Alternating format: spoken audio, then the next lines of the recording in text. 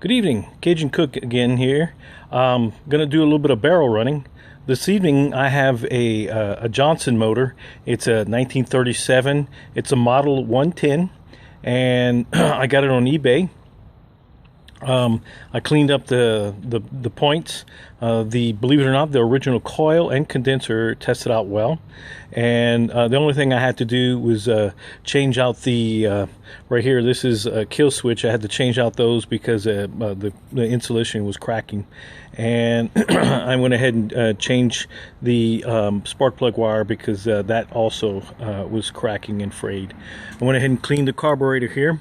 And then there's a little valve in the back here that you turn on. It's the fuel valve, and I cleaned up the fuel tank. It had a little bit of tar and tarnish stuff inside.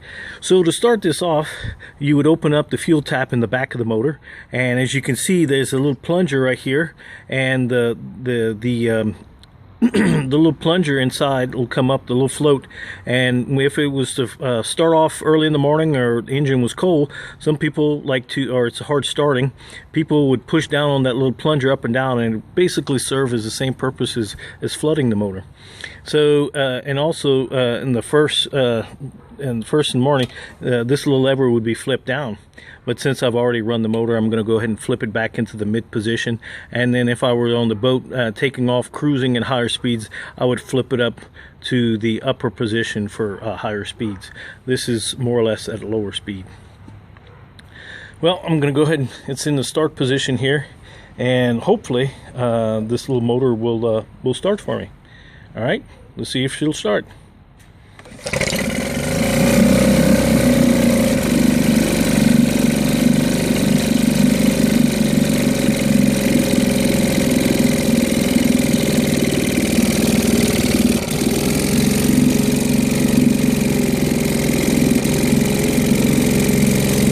The only problem I have sometimes with it running in the barrel is that it inhales its own exhaust. And so as you can see down at the barrel, down at the bottom right here, this is a little air horn, which is sometimes missing on those motors. It kind of allows air to be sucked into the carb. And so if it inhales its own exhaust, it kind of runs a little rough. So I'm going to put it a little bit higher to help.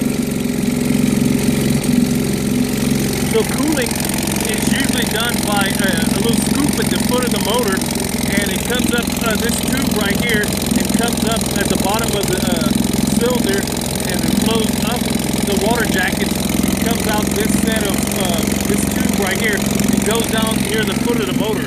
So you really don't see, there's no really water indicator. This little motor is cooling because I can hold my hand right here and it's just barely warm.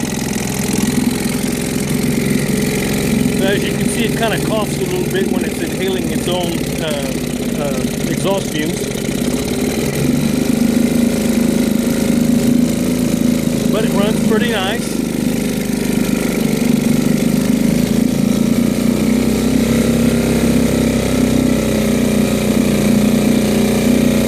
It runs nice and smooth.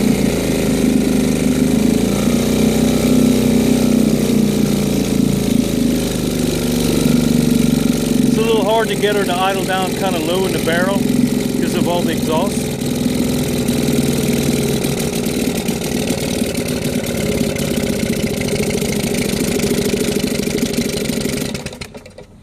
Oh well, it's kind of hard, but on the boat I can get her to idle pretty much to a crawl. It's a little bit harder in the barrel in inhaling its own exhaust, but this is a nice little motor. And other than the tank unfortunately getting damaged by the Postal Service, it's in pretty good condition. It shows a little signs of some old oil and grease and stuff like that, but this little thing runs real sweet. Actually, I want to put this motor on an old pirogue, which is kind of like a canoe. Pirogues were used by the Cajuns in Louisiana, but they used paddles at that time. But my dad has an old pirogue I'd like to put on and just stroll along maybe the Atchafalaya Basin one day. But I like this little motor. She's a sweetheart. She starts up pretty good and she runs real smooth. And well, I hope you enjoyed the video.